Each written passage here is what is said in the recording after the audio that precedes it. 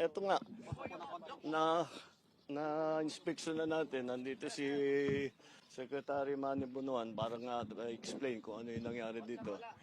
Ang ang ending nito, ang kapunot dulo nito, design flaw. It is a design flaw. Mali yung design. Ang history kasi nito, dapat ang funding nito was supposed to be, ang project cost nito is 1.8 billion. So binawasan to under 1 billion para makamura. Ayan, inayos ngayon, ginawa ngayon yung detailed design. Design is really weak. Dahil kung tutusin ninyo, this is supposed to be a suspension bridge. Nakasabit. Nakaganyan yung arko na ganyan. Tapos yung bridge suportado ng kable. Ito lang ang suspension bridge na nakita ko sa buong mundo na hindi kable. At yan na mismo ang bumigay. Ayan o. Diyan bumigay yung bakal. Kung kable yan, hindi dapat bumigay yan. Tapos yung pag-anchor nung support, tignan niyo doon lang sa baba.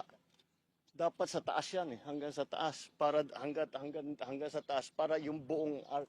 Ito ang nagsusupport sa kanya. Yan yung bakal na nakikita niyo at saka yung semento. Yan lang ang nagsusupport doon sa buong tulay.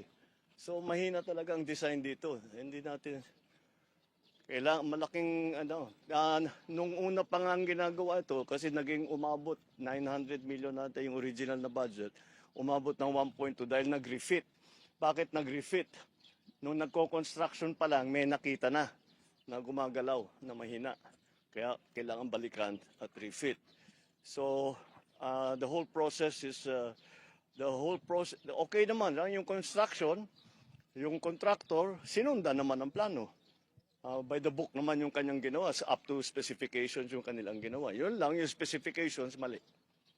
So this is a design problem. Napos, this is a 44-ton bridge. Dapat 44 tons ang acceptable load. Yung dalawang truck na yan, yung naiwan yung isa, over 100 tons yan.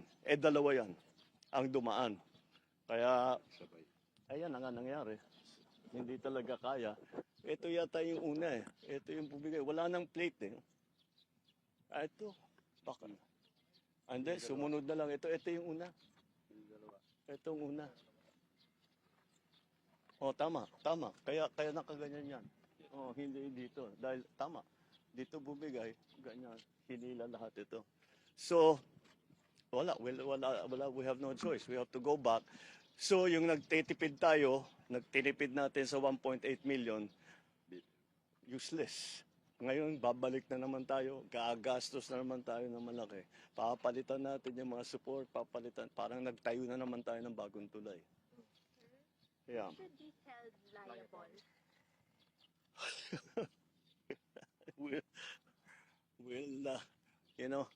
I always have a saying, fix the problem, not the blame.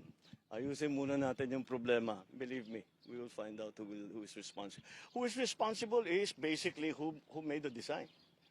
Because their design was poor. Look what happened. And then also, those trucks should never have been on the bridge. So, sino liable dyan? Province. Hindi na national to, national to. Yeah, we have to be more careful about monitoring yung mga load. Kasi ganyan ang problema. Kung 44 tons ang sinasabi, sasakyan mo ng 200 plus tons, medyo hindi nakakapagtaka na ganito ang mangyayari. Alright, okay. Thank you.